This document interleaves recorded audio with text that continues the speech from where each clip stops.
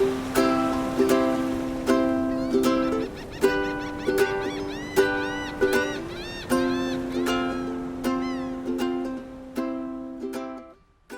everyone, it's Tim.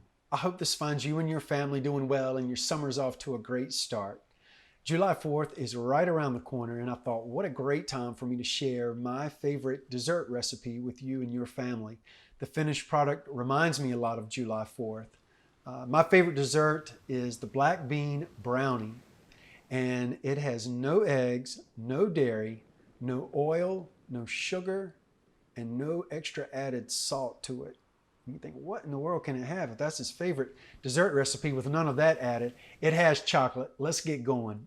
I'm going to double the recipe today. I always double the recipe. I think it's like Lay's potato chips around here. It's hard to have just one, so we're going to double it today. Here's what you're going to need. You're going to need 4 cans of black beans.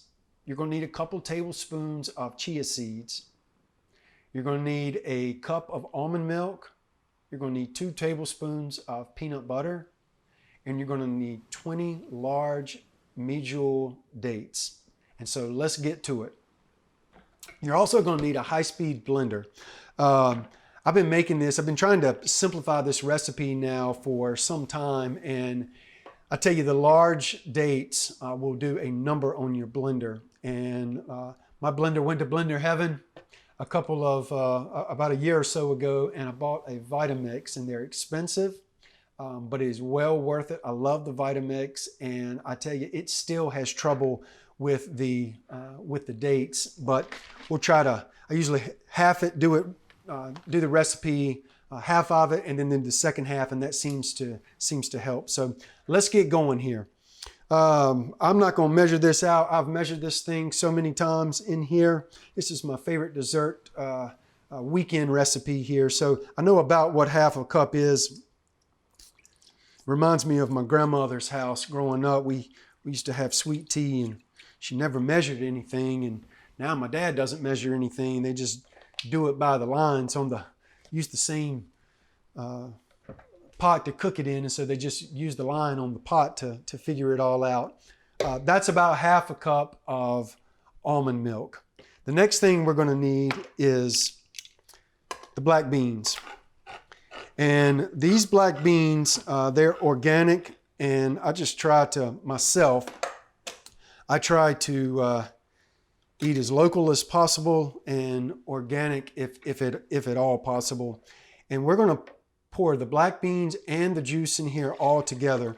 These black beans, they do have a little bit of salt in them, but they don't have a whole lot. They have, there are 110 calories in this can of black beans. I bought these from Whole Foods. They're organic 365 brand. There's no fat, and there's 85 milligrams of sodium. And so the sodium, I try to keep underneath the calories in the food. So in this case, it's 110 calories per can. We have 85 milligrams of sodium, so check there. The second thing is the total fat, and the black beans have 0 fat in them, but usually if I eat something in the can, I try to make sure that the total fat is 20% or less of all of the calories. So in this case, 20% of 110, what's that, 22? And so we would want to be under 22 grams of fat. In this case, we're at 0, so we're in good shape there. And here we go again. We're going to dump the black beans, the juice, the whole 9 yards into that. The next thing we're going to do is we're going to add some chia seeds. And 1 good tablespoon of chia seeds will do the trick. If you add more than a tablespoon, what starts to happen is your brownies will they'll get a little bit lumpy. You'll be able to see the chia seeds in there. The chia seeds act as an egg replacement and hold everything together. So that's kind of a neat trick there. A tablespoon of peanut butter. And I get this peanut butter. You have to be careful with peanut butter too, I have found out. A lot of peanut butter has hydrogenated oil in it, which our arteries do not like. And it also, you can find salt, you can find extra sugar in there. And so I usually just get fresh ground peanut butter. And if you go to a lot of the local food stores now have actual organic peanuts in a peanut machine, and you just flip the switch and it grinds the peanuts for you. And so, that was good peanut butter, I'll tell you. The next thing we're going to do is we're going to add a half a cup of cacao powder. And so cacao powder, I've been researching all this over the last few years. I think there's so much more. When you think about financial independence and lifestyle independence, we have to have our health to be able to enjoy financial independence and lifestyle independence and the freedoms that come along with it. And over the last few years, as I've shared with you through some of my email communication, I've really tried to educate myself and learn about the health side of things so that I can be here to help you and that I can be here to enjoy it myself. And so let's dump the cacao powder in there. So we're good to go with that. That's half a cup of raw cacao powder. We've got the peanut butter, we have the chia seeds, we have the almond milk, we have the black beans. Now the only thing that's left, our last ingredient, is the large medjool dates. And I would encourage you to buy organic medjool dates here too, because they come right off of the tree, and you do not want those things sprayed with any kind of pesticides. And for time's sake, I've already cut up 9 of them. And the blender, as I said, it has a hard time with the dates because they're a little bit clunky in the blender. And you want to buy fresh dates. If you do not buy fresh dates, the blender has even more of a problem with it.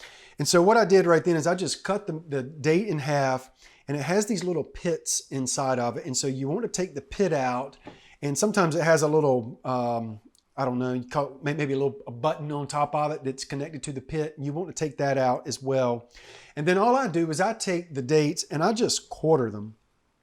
And so that gives the blender a little bit of, gives it a little bit of extra help to blend everything up. So at this point, we have 10 medjool dates. I've cut up 9 of them. Let's cut the other ones up. I cut up 9 of them before to save us time, and we just cut the other one up. So now we have our mixture. And now we're going to put this thing in the Vitamix. And for time's sake, I'm going to blend it up, and we'll be right back. Okay, I'm back. Our mixture is blended great. It takes about 30 seconds to blend it up, and you'll see it. Once it starts to get rolling in the blender, we are good to go, and you can tell when it's ready to come out. And so let's go ahead. And what I cook these in is just a 9x9 glass dish. It's maybe, I don't know, 2.5 inches in thickness there, and it's a 9x9 glass dish. And so let's look at this let me turn this here so that you can see it, and you'll see how it just kind of pours right out. Look at all that chocolate goodness there. And let's make sure we get it all. Trust me, you're gonna want to get it all when it's time to eat it.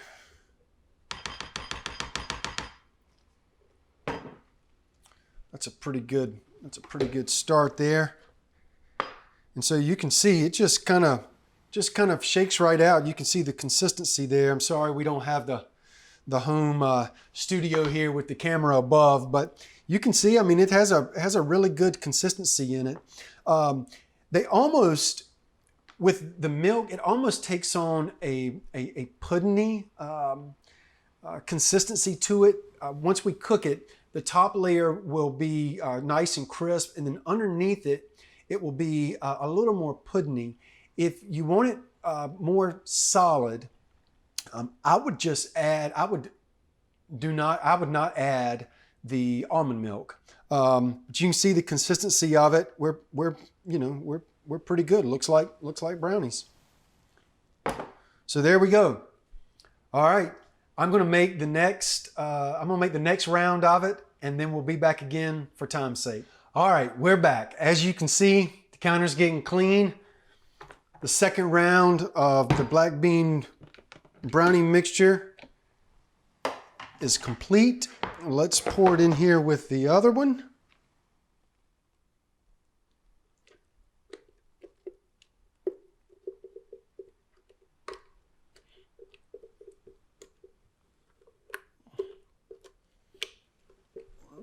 And it's coming out nicely here. It's going to fill this pan just about to the very top, which is fantastic. That is, in an ideal world, that's what we want. All right. Ooh. Looks good, looks good. All right, so let's just move it around here. And you just kind of smooth this thing out. And this will look, that looks good. That's perfect. That's exactly what we want.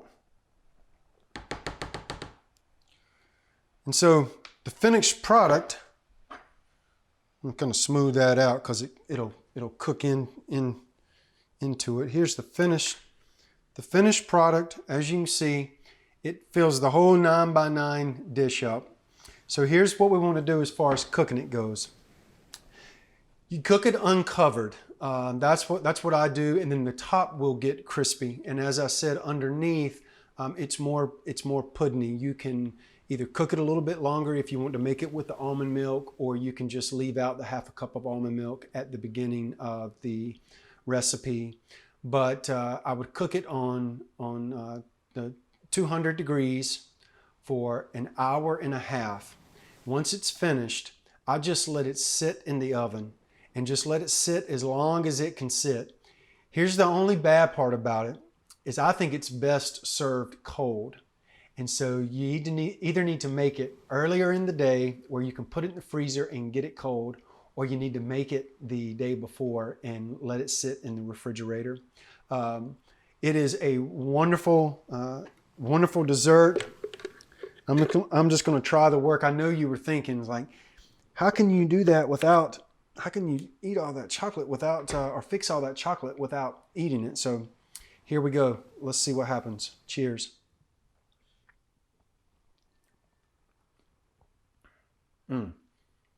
That's it. I think you will enjoy it. Try it out, see what you think, and have a great 4th of July with yourself and your family and your friends. Be safe. Remember, we're still physically distancing ourselves from one another. The studies are coming out about masks. I know they are not fun to wear, but they will protect us, and hopefully things will be back to normal very soon. Take care. Have a great 4th of July. I'll see you soon. Bye-bye.